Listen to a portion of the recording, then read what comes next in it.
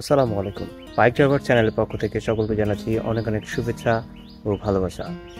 আজকে আমি আমার MT-50 নিয়ে আপনাদের সাথে কিছু কথা বলতে চাই। যারা আসলে MT-50 পছন্দ করেন, MT-50 লাভার, তারা তো MT-50 সম্পর্কে যথেষ্ট ধারণা রাখেন। বাট অনেক বিষয় রয়েছে বা অনেকেই রয়েছেন যারা MT-50 সম্পর্কে মানে একটু টুকটাক ভুল ধারণা রয়েছে। তো সেই বিষয় নিয়ে আজকে আমরা কথা বলতে চলেছি। তো চলেন দেরি না করে শুরু করা যাক আজকের ভিডিও।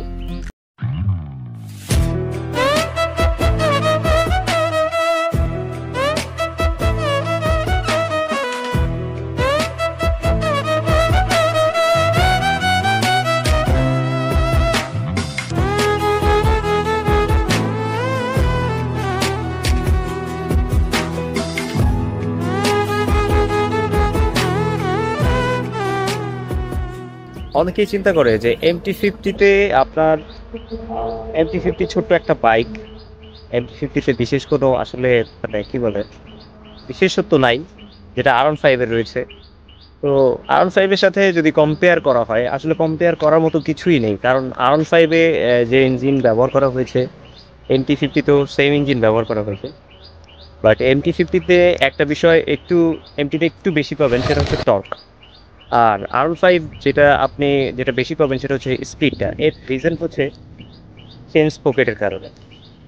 তো চেঞ্জ পকেট এমটিতে চেঞ্জ করে দেওয়া হয়েছে, এটাতে একটু বড় সাইজ করা হয়েছে, মানে একটু একটু বিগের বড় সাইজের কারণে আপনার টর্কটা একটু বেশি পাওয়া যায়। টপ স্পিড একটু কমে যায়, 10-15 হয়তো R15 থেকে কমে যায়, বা টর্কটা ভালো পাওয়া যায়। তবে টু বি অনেস্টলি আমি এটার কন্ট্রোলিংয়ে আমার কাছে মানে ভীষণ ভালো লাগছে। আর অনেস্টলি যদি রিভিউ দেই তাহলে আমি বলবো যে R15 এর থেকে আমার কাছে এমটিতে কন্ট্রোলিং, আমার কাছে ব্যক্তিগতভাবে আমার কাছে অনেক ভালো লাগে। মানে আমার কাছে মনে হয় যে আসলে এই R15 এর থেকে অনেক দ্রুত আমি বাইকটাকে স্টপ করতে পারি, এমটিটারে অনেক দ্রুত স্টপ করতে পারি, আমার কাছে মনে হয়। আর যদি কম্পেয়ারের ক্ষেত্রে বলি R15 আর MT-50-র মধ্যে কি কি পার্থক্য, সেক্ষেত্রে এমটি নিয়ে আগে বলি। এমটির ভালো দিক বলি আগে। এমটির ভালো দিক হচ্ছে MT-50 যদি আপনি এই 2024 শেষে একটা এমটি নেন, সেক্ষেত্রে আপনি ড্যাশিং একটা লুকস পাবেন, এমটির সাথে কোনো বাইকের লুকসের সাথেই আপনি কম্পেয়ার করলে হবে না। আর আপনি যদি কন্ট্রোলের ক্ষেত্রে আসেন, সেক্ষেত্রেও আপনি এমটির কন্ট্রোলিংয়ের সাথে অন্য কোনো বাইকের কন্ট্রোল কম্পেয়ার করলেও আপনার মানে আমার মনে হয় যে সেটা সঠিক হবে না। মানে আপনি সেটার সাথে কন্ট্রোলের সাথে কম্প্যারিজন আসলে করাই যায় না। এমটির কন্ট্রোল সত্যি অসাধারণ। এরপরে ভালো যে দিকটা সেটা হচ্ছে কি, এটার যে স্পিড মিটার রয়েছে, সামনে যে মিটারটা রয়েছে এলটির, ইভেন এটার মিটারে আপনি ব্ল্যাক করে দেওয়ার কারণে দেখা গেছে যে আপনার প্রচুর রোদ, এই যেমন এখন প্রচুর রোদ আছে, আপনি এই রোদের মধ্যেও আমি মিটারটা একদম ক্লিয়ারলি দেখতে পাই, যেটা R15-এও সেম থাকে, বাট R15 একটু হোয়াইট থাকে। আর আরেকটা সবচেয়ে ভালো গুণ পাইছি, সেটা মানে ভালো দিক পাইছি, সেটা হচ্ছে কি, যে এর যে লাইটটা, এর প্রজেকশন লাইটটা আমার কাছে সত্যি অদ্ভুত, মানে খুবই সুন্দর লাগছে। কারণ হচ্ছে যে আমি যে R15 ইউজ করছি, আমার R15 নিয়ে আমি যখন বের হইতাম, তখন আমার যে প্রবলেম হতো সেটা হচ্ছে রাতের বেলায় আমাকে ফিরতে হইলে আলোর একটা মানে একটু কম পাইতাম, আমি আলোটা অনেক কম পাইতাম। বাট এমটিতে প্রজেকশনের কারণে আমার এই প্রবলেমটা কখনোই হয় না। তো এই একটা ভালো দিক।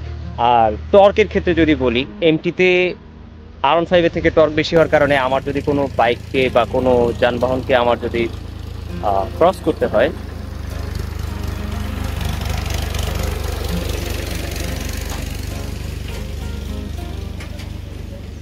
এমটিতে টর্ক বেশি থাকার কারণে আমার যে ফ্যাসিলিটিটা হয় সেটা হচ্ছে যে কোনো বাইক বা কোনো যানবাহন যদি আমাকে ক্রস করতে হয়, সেক্ষেত্রে আমি প্রচুর প্রচুর প্রচুর কনফিডেন্টের সাথে সেটাকে ক্রস করতে পারি। আর খারাপ দিক যদি আমি বলি, তাহলে একটা দিকই বলতে পারি, সেটা হচ্ছে যে এমটি নেকেড ভার্সন হওয়ার কারণে অনেক জায়গা ফাঁকা ফাঁকা লাগে, মনে হয় যে ছোট্ট একটা বাইক, অনেকের কাছে অপরিচিত লাগে, বা অনেকের কাছে মনে হয় যে R15 হয়তো বিগ কিছু একটা বাইক আর এমটি কিছু একটা ছোট্ট একটা বাইক। এই একটা খারাপ দিক আমার কাছে, মানে খারাপ দিকও বলা চলে না, এটাকে খারাপ বলি না, তারপর এটা নেগেটিভিটি। তো সবকিছুরই একটা নেগেটিভ সাইড থাকে। আর পিলিয়নের ব্যাপার, যেটা পিলিয়ন আপনার অন্য অন্য বাইকে 3 জন চড়তে পারবে, বাট এমটিতে আপনার 3 জন যাওয়া আসলে পসিবল না। আর আমি মনে করি বাইক আসলে 3 জনের জন্য নয়, 2 জন আরামে যাওয়া যায়, 2 জন আরামসে আপনি যেতে পারবেন পিলিয়নের ক্ষেত্রে। সো পিলিয়ন কমফোর্ট গেল। এবার R15-এর দিকটা যদি বলি, R15-এর বিষয়টা হচ্ছে এরকম যে R15-এর স্পিডের ক্ষেত্রে R15-এর সাথে আমি যদি এমটির কম্পেয়ার করি, এমটির সেগমেন্ট একদমই ভিন্ন, R15-এর সেগমেন্ট একদমই ভিন্ন। এমটির লুকসের দিক থেকে এমটি বেস্ট, আর R15-এর লুকসের দিক থেকে R15 বেস্ট। তো কম্পেয়ারের ক্ষেত্রে আসলে এইভাবে কম্পেয়ারিজন করলে আমার মনে হয় যে আসলে কোনো কম্পেয়ারই গ্রহণযোগ্যতা পাবে না। তো এই ছিল আজকের ভিডিও। আশা করি আপনাদের ভালো লেগেছে। সাথে থাকবেন আর আমার চ্যানেলটিকে অবশ্যই সাবস্ক্রাইব করতে ভুলবেন না।